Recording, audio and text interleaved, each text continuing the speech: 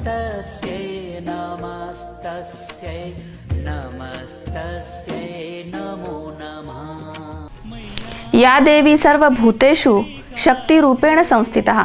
नमस्तस्यै नमस्तस्यै नमस्तस्यै नमो नमः। नमस्कार। सर्वत्र शारदीय नवरात्र उत्सवाचं महापर्व सुरू आहे। त्यावरच आधारित C24 तासच्या जागर आदी शक्तींचा या नवरात्र विशेष कार्यक्रमामध्ये सर्व भाविकांचं मनपूर्वक स्वागत। आज आपण पाहणार आहोत नवदुर्गेचं चौथं रूप कुष्मांडा। आदिशक्ती माता कुष्मांडा। नवरात्रीच्या चौथ्या दिवशी माता कुष्मांडाची पूजा केली जाते। आपल्या स्मित हास्यामुळे संपूर्ण ब्रह्मांडाची निर्मिती करणारी माता कुष्मांडा।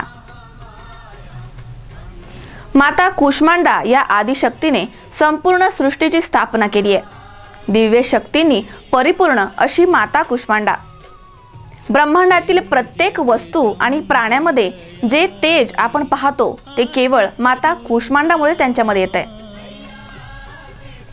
कुष्मांडा मातेला सृष्टीचं आद्य स्वरूप मानलं जातं। चौथ्या दिवशी पूजल्या जाणाऱ्या या कुष्मांडा मातेच्या आराधनेमुळे साधकाचे मन अदाहत या चक्रामध्ये स्थिर होतं। साधकाने पवित्र आणि अचंचल मनाने कुष्मांडा मातेची जर आराधना केली तर नक्कीच माता त्याला प्रसन्न होते।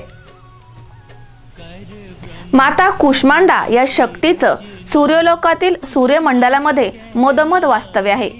सूर्यमंडलात निवास करण्याची दिव्य शक्ती फक्त माता कुष्मांडामध्ये आहे। या देवीचं शरीर सूर्यासमान देदीप्यमान आणि अतिशय तेजस्वी आहे।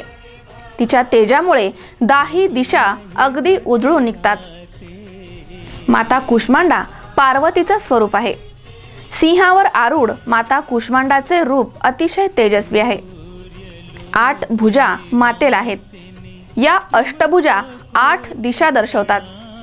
तिच्या हातामध्ये क्रमशः कमंडलू, धनुष्य, बाण, कमळाचे फूल, अमृत कलश, चक्र आणि गदा आहेत।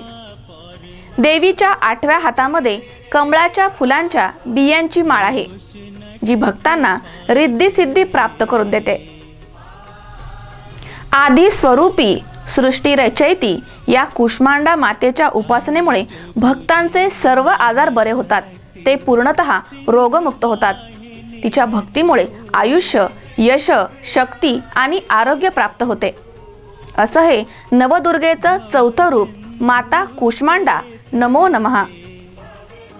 जय मां कुष्मांडा मैया, जय मां कुष्मांडा मैया, जय मां कुष्मांडा।